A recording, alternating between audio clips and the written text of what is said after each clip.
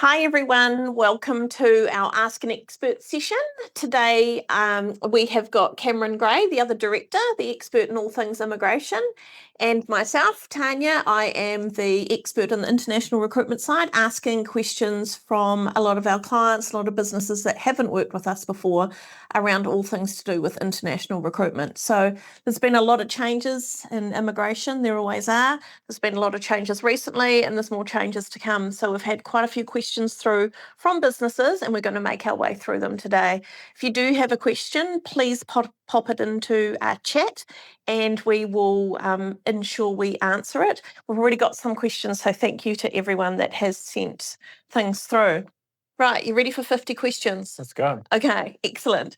So let's start with some basics for those that don't know anything about immigration. What is the 3-step AEWV process? Yeah, getting right into the basics. So the accreditation is the first step of the process, and it's where immigration want to assess whether the business is viable, financially viable, whether it's compliant, and those sorts of things. It's the easiest step in that process, and it's one that most businesses should be able to get through. The next step, though, is the job check, and that's where we're finding lots of employers are having issues. The job check is where people are needing to show that they've prove to immigration that they have done a good job at trying to find a New Zealander for the role. So that's the labour market testing. They're also going to check things like market rates, and they'll do the ANSCO assessment. So they'll look at your job description that you're putting forward and the ANSCO code that you're using, and make sure that that's a substantial match to the ANSCO. It's a really important part of that job check process. Once we've got through that, then we've got some tokens. So in a job check, you'll get you can apply for tokens, and these tokens are used to apply for AEWVs. And you can send them there like an email. You send them through to the candidate or to their advisor or representative, and they can manage the AEWV application from there. In that application, they're proving they've got the skills and qualifications that meet the requirements of the job check and the minimum skills threshold. They might need to do English, and they'll definitely need to do health and character checks. So that's the 3-step overview. How long do each of the steps generally take currently? Yeah, accreditation is generally taking 1 to 2 weeks, sometimes a lot faster and sometimes a bit slower. So if you're a startup, you might get that request for more information, and that's where delays can happen. If you're a reputable business and you've had accreditation before, you might find that the renewal process is actually quite quick, within a day or so even. So the job check, you're advertising for 14 days or 21 days, depending on the job, before you're submitting the job check. So you've got that on top of maybe a 1 to 3 week job check processing time at the moment. They've been fairly good lately. The AEWV's a bit hit and miss. Probably 2 to 4 weeks is a good estimate of how long they're actually taking. If it's a solid application, it should go through quite quickly. Cool, thank you. There were changes that were announced on the 1st of June around English requirements. Not sure if anybody realised they were coming. We got 4 days' notice. So I know that the team internally scrambled to get things organised for our clients to make sure they were protected. What were the changes? So it's actually quite a big change. It's brought English requirements into skill level 3 occupations. So previously, only 4 to 5 occupation skill level would need to do an English test. Bringing it into 3 is a big step, because that's probably where most of our occupations are. So if you looked at our stats, probably ANSCO 3 is going to come up, 70% of the time. So a lot of trades are in ANSCO 3. It's not a high threshold to meet. It's conversational English, which is 4 in all bands of IELTS, if you know what IELTS is.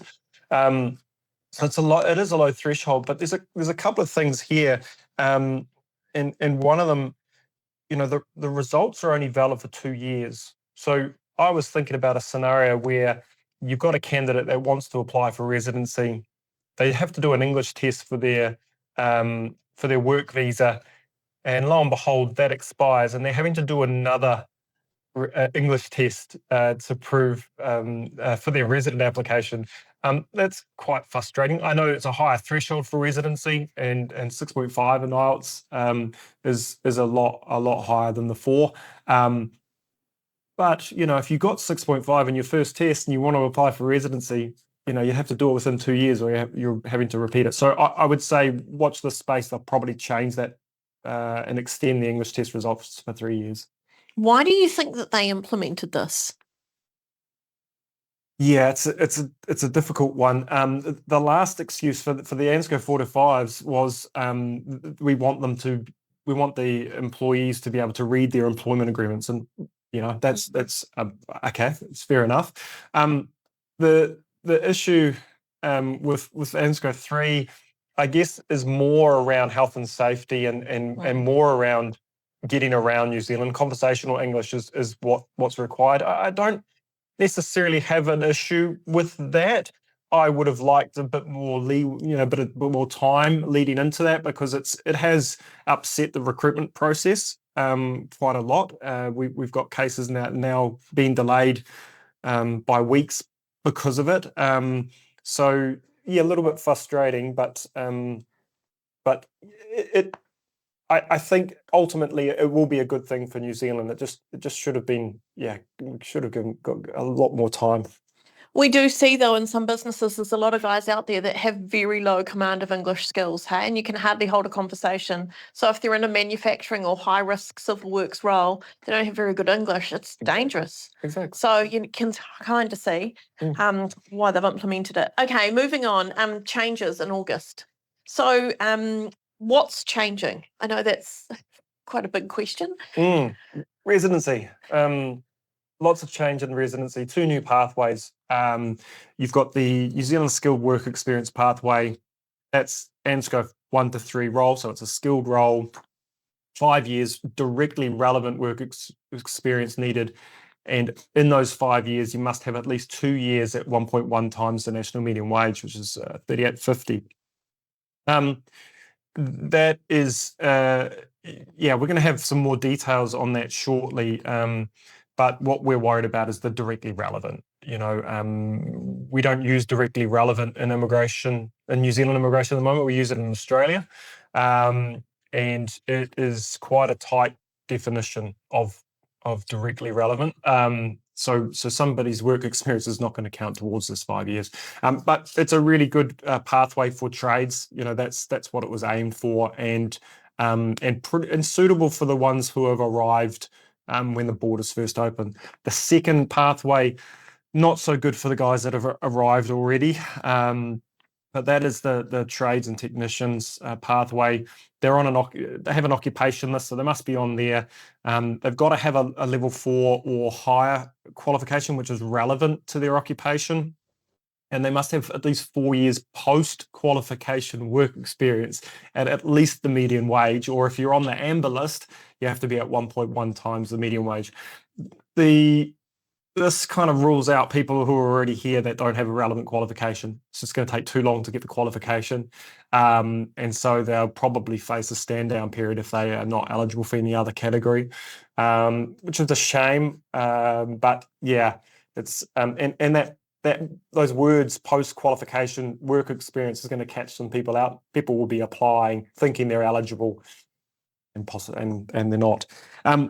Some other things that are changed. There's a red list. There's some occupations there that are not eligible for these new pathways. So it's very small, but there is a list of occupations. They can look at other residency options, just not these 2 lists, 2 new categories.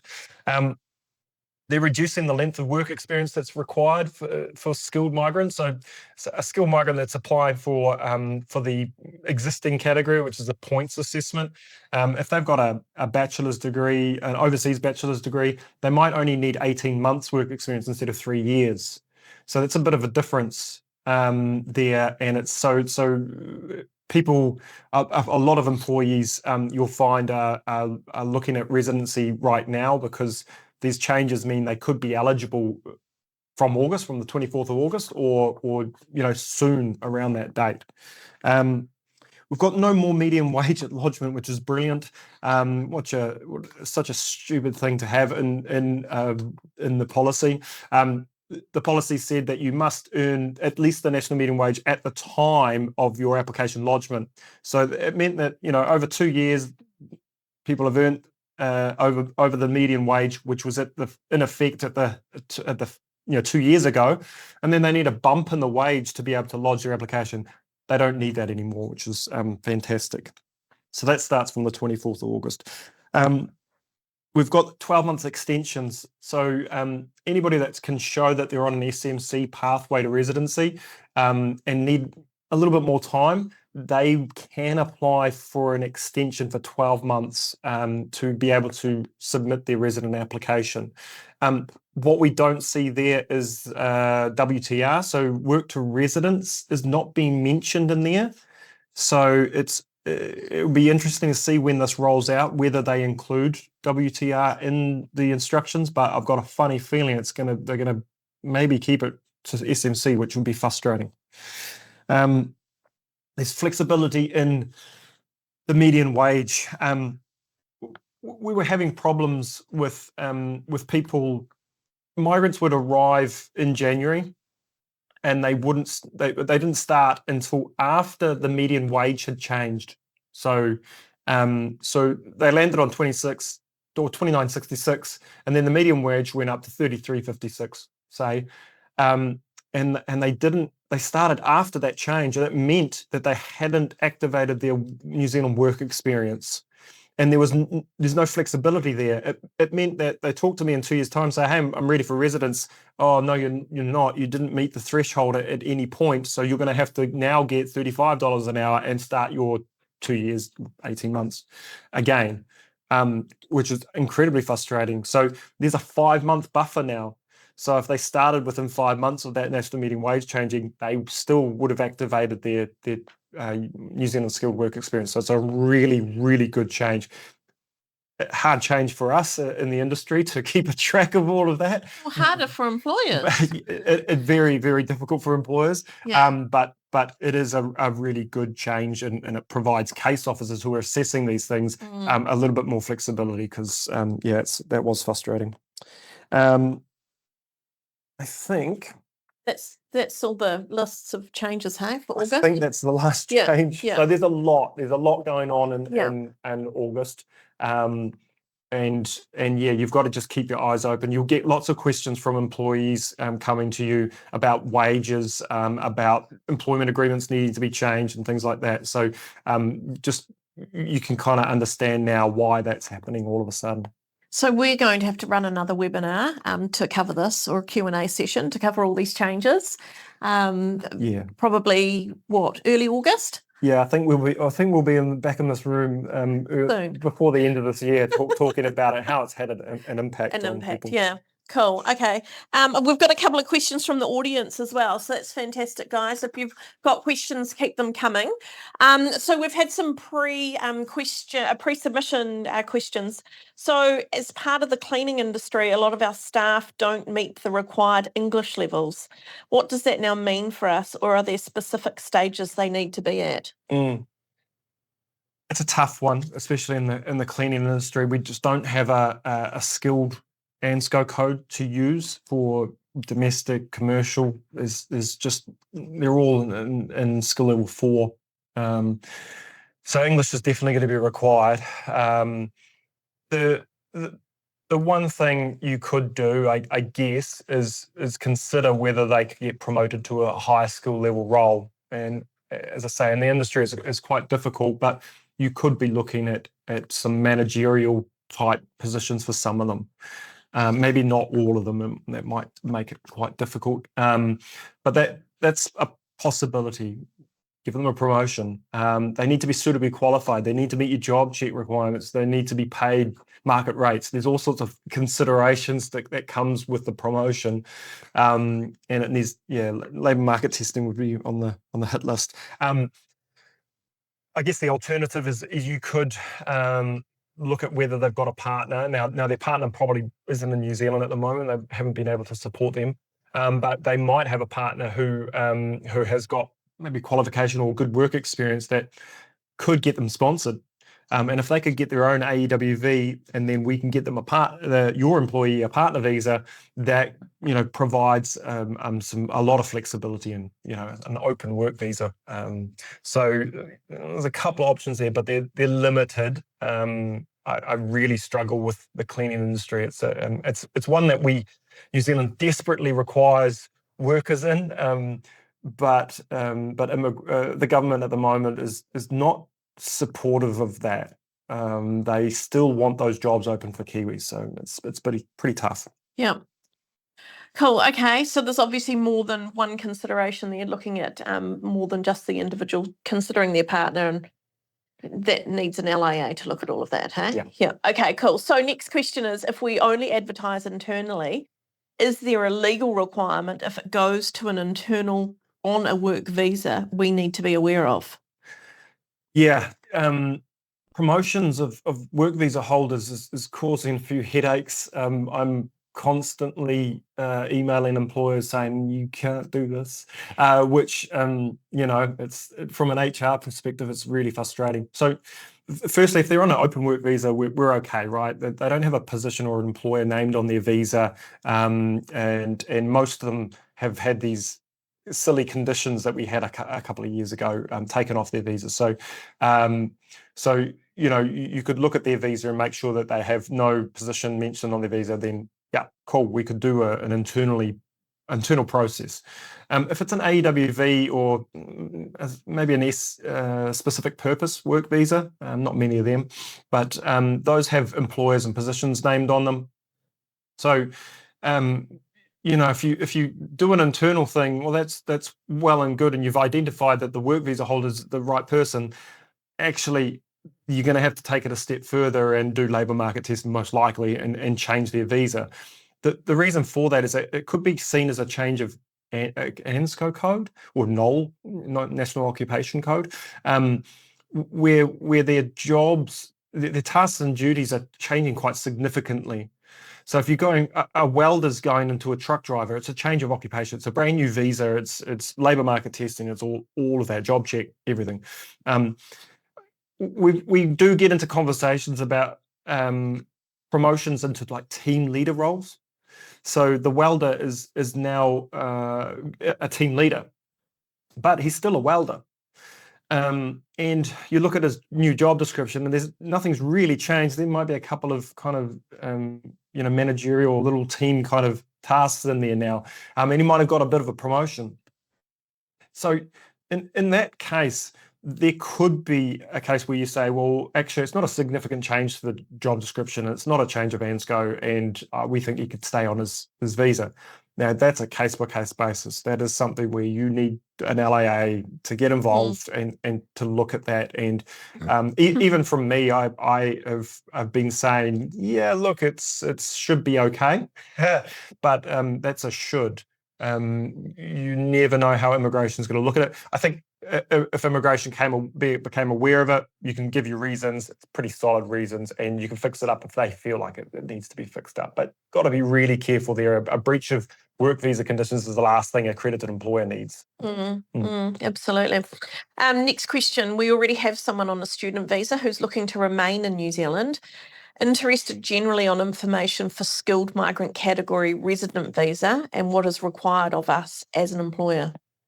Yeah, it's again, this is going to become quite a popular question now that residency's opened up slightly. So somebody on a student visa, depending on the course that they're finishing up on, they might be eligible for a post-study work visa. That's my go-to. Can we get a post-study work visa, open work visa, and allows you to work in any position? Really good for the employer. If that's not possible, then we're probably looking at an AEWV and doing a job check and probably labour market testing. That would set it all up for residency. We're talking, they've got to have a bachelor really. If they've got a bachelor and higher, or higher qualification, then we're looking at SMC points, and you know, they need to be in a skill level 1 to 3 role. So, you know, a skilled role. They need at least $35 per hour. They'll probably need between 12 to 18 months of work experience, skilled work experience in New Zealand. And the one thing I want employers to look out for, and this is quite tricky because it's really individually driven by the employee, but suitably qualified. So if they're putting together a job description and they're trying to match it up with an ANSCO code, you get the ANSCO code. The ANSCO code might require this person to have 5 years relevant work experience or a relevant qualification. So the relevant qualification, if they hold a bachelor's degree and it's not relevant to their occupation that they're putting forward, then they're going to have to use their work experience to be considered suitably qualified. And we've got this issue. What's happening is that the work experience is required for points is getting reduced. And that's going to impact suitably qualified, because that means that they need to rely on some other work experience in their past and provide sufficient evidence of it to be able to meet skill migration and be considered suitably qualified. This is number one thing that catches people out. Employers probably not aware of it, and really difficult for employers to manage that part of it. It is really driven by that employee, but it is something to be aware of if you're involved in the ANSCO talk, conversations and job descriptions, things like that. Think about suitably qualified in amongst all of that, because that is a really big issue in SMC applications. Cool, thank you. We've got quite a long question here, and then I've got a couple in the chat that I'll get to, so keep the questions coming, guys. I have an employee who commenced employment and held an open work visa connected to a partner's visa. Unfortunately, personal circumstances have since changed. They're no longer with that partner. To ensure their employment status remains compliant with INZ, what's the easiest way to transfer the employee onto an accredited employer work visa without needing to complete a full recruitment advertising process for a role that's already being filled by a capable and clearly a proven employee? It's just their partner's finished. Yeah, relationships breaking down is a problem. So, I guess firstly, the onus is on the visa holder to inform immigration of a change of circumstances. So you've got to be aware of that. They've got to tell immigration about it.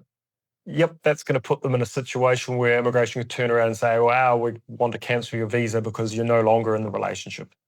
There's no set time frame that they need to make that call to immigration or sending that email to immigration. But I feel it needs to be done in a reasonable amount of time. And each case is different. So you've got to be quite quick on this, because the longer it goes on, the without informing immigration, the worse it's going to get. And we have had cases where they've come to us and said, well, we've been declined because we spent 6 months on a partnership visa where we weren't in the relationship, and then we applied for an AEWV and it's gone. It's been declined. So that's the first thing. The second thing is there's only 2 ways of having a labour market testing or getting a labour market testing exemption. So you're paying 2 times the national median wage, $70 an hour. That's a lot. Or you've got a green list occupation and the candidate actually meets the green list requirements. So there's 2 ways of avoiding labour market testing in an AEWV. Other than that, you are labour market testing that job. So I would say that's a job check, advertising, and then an AEWV. It's not easy. Okay, thank you. I've just got a question that kind of backs onto that from one of the attendees. What happens after you notify immigration an AEWV holder is no longer working with you? That's a really good question. Nothing. Compliance is really busy at the moment. Have a good friend in compliance. Had a good chat with him yesterday. Very busy. It means that you inform immigration that this has happened. It's going to go to the compliance team. The compliance team are going to have it on their list of things to look at. And to be honest, I'm going to say it is at their lowest priority. In terms of triaging, hey? It is not something that they're too concerned about. They'll get around to it, but it's not something they're concerned about. The process is that immigration will write to the work visa holder. They'll say, "Hey, we're going to cancel your visa. We heard that you're no longer working. You've got 5 days to respond to this to provide us with reasons why we shouldn't cancel your visa." Now, even if we found, even if these guys are offshore, they're getting this letter. I would expect the visa just to be cancelled right then and there, because then there's no way they can travel on that visa anymore. So yeah, that's what happens. You as the employer, you don't get notified of this. It's not your visa, so you don't receive any information about it, which is frustrating. The system doesn't reflect that the visa's been cancelled, so there's just no indication of what's happened. And the time frame in which this could happen is, it could be weeks, could be months, could be a year. We don't really know. So that's typically what happens. Again, visa holder has the same obligation. I've had a change of circumstances, I must inform immigration. So really, once you pull the trigger on that within the 10 days that you're supposed to do it as an accredited employer, that's your obligation over to Immigration New Zealand. You've done your part, so good on you. If it's a Filipino, there's obviously a bit more to do in most cases, so just be aware of that. But yeah, that's your job done, really. Cool, thank you. Another question, how do you know when it's time, this is potentially me to answer this, how do you know when it's time to stop trying to hire locally and start looking overseas?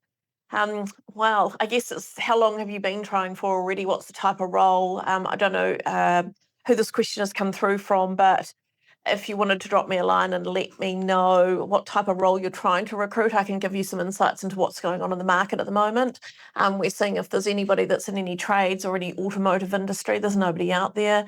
It's getting more and more difficult to find anybody. If you're going to offer a ridiculous hourly rate, you might be able to find some local talent, but there's businesses that are really struggling now and are having to go overseas, and it's coming down to the impact that it's having on the business owners, their family circumstances, their work-life balance, the impact on them taking on extra projects, extra jobs, the effects on the wider team and the amount of hours people are going to have to do. So we've had businesses that have come back to us and they've been trying to advertise for 12 months now, and I know we would have had people here landed by now if we had kicked off the process, but you've got to try, and it's incredibly frustrating, and you do hope that somebody would come through. So yeah, if you wanted to drop us a line and let us know what type of a role you're thinking of, we might be able to give you some further insights. Just like to add to it, I think if you're thinking that way, I think you pull the trigger on international recruitment. Yeah. You bring that person over, and that person helps you recruit nationally, within New Zealand, and train those people up that you can't train at the moment. And that's probably what I'd be thinking in that case. And then there's another question: hiring from overseas sounds expensive. How can we be sure it'll stack up financially? Yeah, look, it isn't cheap to hire from overseas. There's financial obligations for employers around, if you're particularly recruiting from the Philippines, it's a no-fee country between New Zealand and the Philippines government. That means the worker's only allowed to pay for their passport and their medicals. Everything else the New Zealand employer is responsible for paying for. So you can't expect them to get a loan or anything like that. It's illegal. It is expensive, but I guess the question is, what's the cost of not having this person in the business doing the work? What's the impact on again, as we just talked about, the wider team, yourself? What work can you not take on because you don't have these people? And this is what we're faced with day in and day out. People are desperate to get workers on board. They're too scared to pull the trigger. 12 months later, they come back to us and they've lost businesses and they've lost clients, and their business hasn't grown. It's because they haven't pulled the trigger. Sometimes you've got to, if you keep doing what you're doing, you're going to get the same result. It's that saying. Sometimes you've got to invest and trust in the process, and work with experts is the advice that I'd provide you. And I'd look at that investment over a longer period instead of looking at it right then and there. You spread that out over a 3 or 5 year AEWV. the cost is next to nothing, considering what ROI you're getting on that. So you need to look at it a bit bigger. Yeah. Another question through for accredited employers. This is for you, Cam. What are the warning signs that we could run into trouble at accreditation renewal time? Oh boy, we've had a few of those. Look, we're getting lots of requests. I know immigration are sending out RFIs, requests for information, quite a bit now. And some of them are asking for quite a lot of information, PAYE, employment records, a lot, bank statements from the business. At those points, you seek advice. As soon as you get something like an RFI like that, it's worth just talking to somebody about it to see whether there's something that is may have gone on in the past, or maybe a disgruntled employee, or something that's kind of happened that immigration have got wind of, and it could be nothing, but you do want to just kind of go through those scenarios to see if there's something there to worry about. In most cases, it's not something to worry about. You look at the information, you go, we're good, we're fine here. And if you do spot a mistake during that process, immigration is really keen for you to fix the mistake, provide information about what happened and why and what you've put in place now. And they want businesses to be proactive about mistakes. So they know mistakes happen. It is a part of it. Yes, sometimes it can hurt, but you're better to be open and honest and try and argue that you've got it covered now. In other accredited employer applications, we get into a bit of strife. So sometimes the financial criteria. There's 4 ways of meeting the financial criteria, and a couple of them are a little bit. Can be a bit tricky there. There's case officers who have different opinions to you about whether you have sufficient capital. Again, I don't think it's. Depending on the circumstances, you want to reach out, at least have just a chat with me and just go through it. But I'm finding accreditation is a very straightforward part of the process. It is generally not an issue. I think we've had one accreditation application refused because they didn't meet financials. But other than that, 99% of them have gone through quite straightforward, quite easily. So I'm not worried about that. I'm worried more about the job check. Yeah, that's really an issue. I guess my advice would be, if you're worried about something, just outsource it to an expert. They know what to do, they know how to deal with it, and then you don't have to worry. Okay, I have just got a call coming through. Let me just hang up on that person. It was the vet. Okay, so the next question is, we're busy now, but if I start recruiting overseas, how long before someone is actually here in New Zealand working? Look, it depends on where you're at in terms of your Immigration New Zealand compliance, but generally we say to businesses 3 to 4 months. The reason we say 4 months is because INZ will can at times slow things down. Sometimes the medicals take a little bit longer, so the 3 to 4 months is allowing time to get everything in place. We, within People Inc Group, the international recruitment team, front load to try and get through as many of the hurdles as early as possible in the mix before, so it's not left to the very end. We've been doing this for over 10 years, so we know what to do, how to do it legally, and we don't end up on the paper. But 3 to 4 months is what we generally say to businesses. If you're thinking about you need more team members for the summer, get started now. The closer you get to Christmas, the busier Immigration New Zealand gets, the slower the process will come from them in terms of their application processing time, and also flights are just so expensive. So just don't leave things till Christmas. For sure. Start right now and have a smooth ride. The longer you leave it, it gets tricky. Cool. Okay, I've got another question about to pop up. I can see someone's typing something. So there's been quite a few questions today. It's great to get all of these from the audience. Here it is now. Okay, is it possible to use one job ad for multiple regions, i.e. Auckland and Wellington? The good old days. Yeah, when the borders opened, we were doing really well with that. Footloose and fancy free. Lodging job checks and multiple locations, and we've got this visa that comes out that has every location in New Zealand, so you've got the ability to place them anywhere you like. Those days are over. Labour market testing, the safest way, the way that I do it is you labour market test those regions. Now, location is a huge issue in job checks. Immigration have not got it sorted out yet. They think they do, but we still have problems. The visas don't show multiple locations. The visas don't show the conditions properly for location.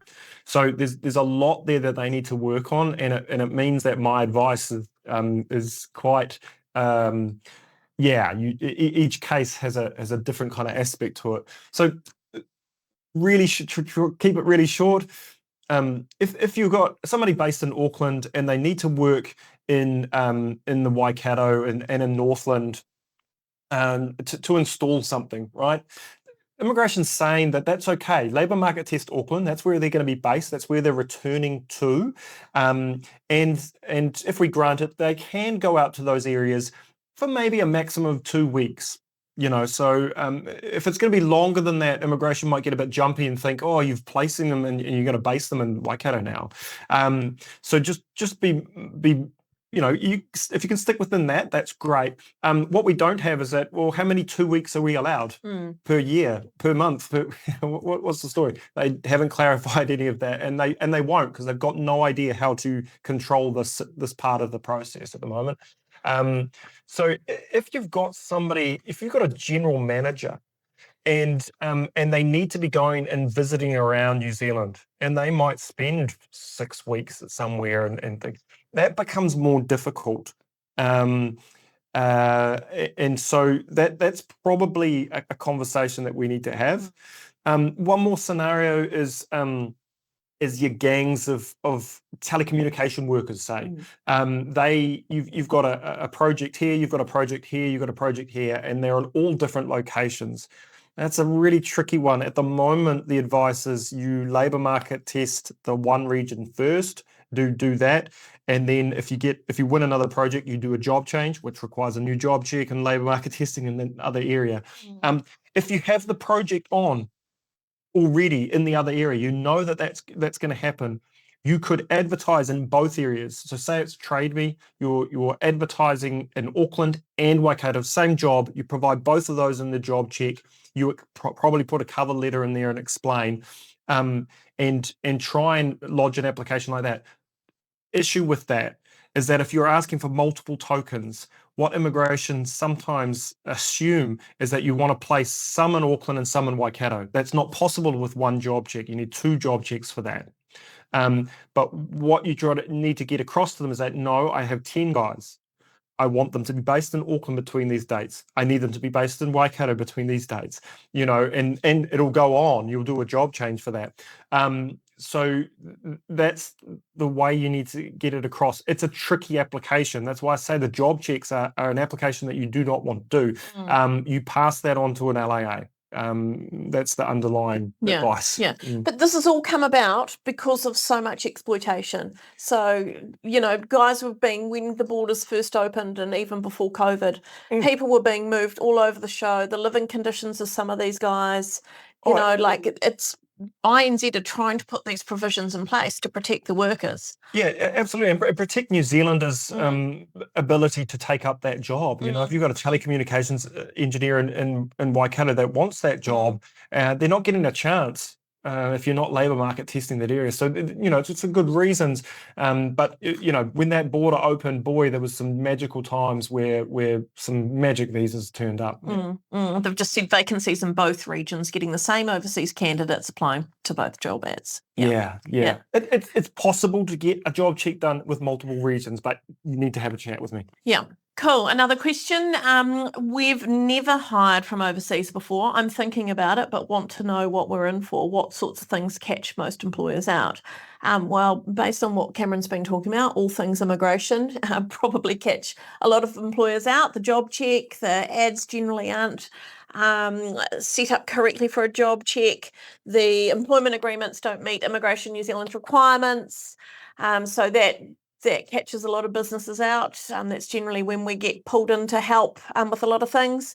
If you're recruiting from the Philippines, a lot of employers aren't aware of the requirements with the Department of Migrant Workers. There's a whole lot of paperwork that needs to be submitted to be able to get an exit clearance. For the worker to be able to get an exit clearance, they have to attend a pre-deployment orientation seminar.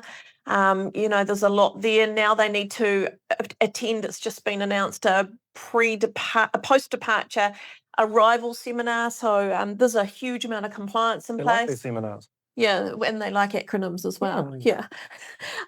So yeah, there's a lot, to be honest, that you can be called out on. We get pulled into a lot of businesses that they've found the worker has a cousin, and the cousin is amazing, and apparently the cousin is a mechanic as well, and the poor employer goes through this entire process only to find the cousin isn't a mechanic, and they can't do the job when they arrive, or they go through all this process with Immigration New Zealand only to find the visa's been declined because he doesn't have any relevant experience. Or so the paperwork to support the employment verification and pay slips, and there's a million things that can catch you out, I guess, is the messaging that, hey, the trade testing is huge. Like if you're bringing a guy in to be on the tools, or, crikey, we've got a business wanting tilers at the moment.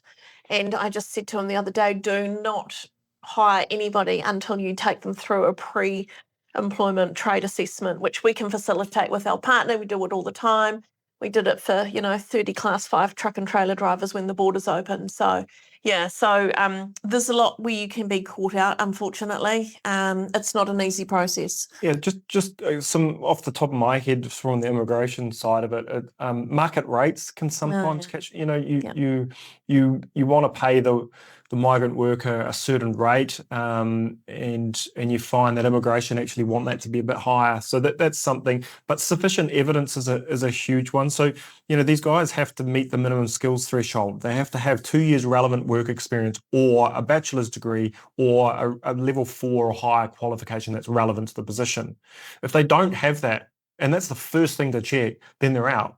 It's straight away you can say that. And Tanya was just saying that the cousin example is a good one, because employers do find workers on a regular basis through their current employee who is referring them, and they'll do a job check for them, and do all this work, and then lo and behold, this person actually can't provide sufficient evidence. Their CV looks great, but immigration don't think that they've got sufficient evidence, pay slips, tax information, bank statements, employment agreements, to show that they meet the requirements of that job. So that catches employers out quite a bit, because they have made steps to get this person in, they've spent money, and then it doesn't work, and then they don't want to touch the immigration system again because of that. And that's not good. We want employers interacting with the system. So you seek advice first, set it up properly for that candidate, and then we can work with it.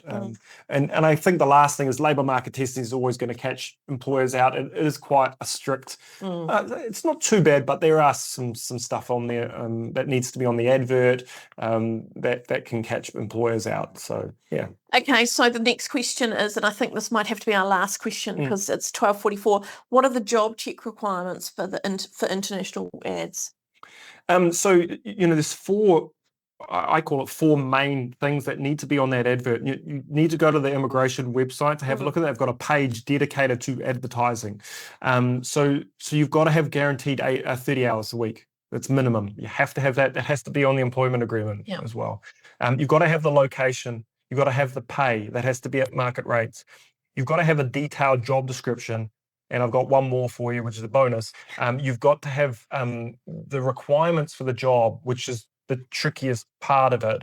So the requirements meaning, do you want candidates to have 3 years relevant work experience? Do you want them to have a qualification? Do you want them to have both? Now, you've got to keep that in line with the ANSCO or the NOL, or don't drift too far away from that, or immigration's going to have an issue with it. And you've got to make sure that the applicant can meet those requirements, because they have to meet that as well as the minimum skills threshold. So you've got to be careful when advertising sets up the AEWV. If you don't get the advertising right, you'll have to start that again and do another job check, and it's just costing you time and money. So I keep rabbiting on about it. The job check is the more complicated side of it. I don't want employers to do that part themselves. Can you get staff to learn it? Yep, but they've got to do job checks on a regular basis, and they've got to keep up to date with immigration processes because it changes all the and time. policy. So, I just think outsource, get rid of the job checks. Yeah. Yeah. Cool. Okay. Hey, well, that's I've just popped a message in. Oh, here's one more question. For people on open work visas, do they require the English test or only closed visas? Yeah, no English test for open work visas at the moment. Watch this space. Maybe not in this government, but English testing for partners is something for the government to consider. But at the moment, no, there's no requirement. Cool. Okay. Hey, thanks everyone for taking the time out of your day. Everyone's busy, so we appreciate you coming. Appreciate all the questions. We will be popping out a quick survey to get some feedback on this Q&A session, just so we can provide further information to anyone that wants to come in the future. If you found it relevant or not, or useful or not, or whatever feedback you may have. So thanks so much for coming along today. People in Group provide that end-to-end workforce solution, so the international recruitment, the immigration services, as well as all of the HR support services. So if you are thinking about this, you need to speak to experts. It's the best way to start the process. Trust me, we've done it ourselves. I don't think I would have done it if I wasn't married to an immigration expert. So yeah, so that's us, guys. Thanks so much for your time. Have a great one.